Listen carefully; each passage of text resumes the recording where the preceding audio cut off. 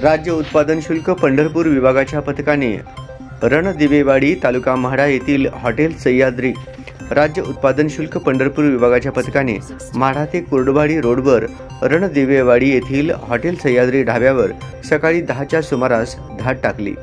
यात अटक केलेल्या हॉटेल चालकासह 2 ग्राहकांना म्हाडा कोर्टाने 26,000 रुपयांचा दंड सुनावला। राज्य उत्पादन शुल्कच्या पथकाने दाद टाकली तेव्हा डाबा चालक प्रमोद दगडू रणदिवे व 51 हा ग्राहकांना मद्य उपलब्ध करून देत असताना आढळले।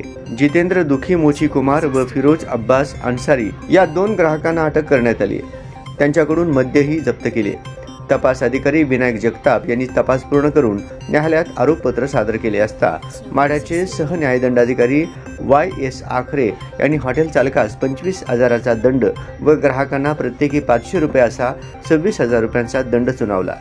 ही कारवाई राज्य उत्पादन शुल्क विभागाचे अधीक्षक नितीन धार्मिक व उपअधीक्षक गुणाजी क्षीरसागर यांच्या मार्गदर्शनाखाली निरीक्षक किरण बिरादार, दुय्यम निरीक्षक विनायक जगताप, सहाय्यक दुय्यम निरीक्षक जीवन मुंढे, जवान विकास वडमिले, विजयकुमार शेळके व वाहन चालक रामचंद्र मदने यांच्या पथकाने पार पाडली।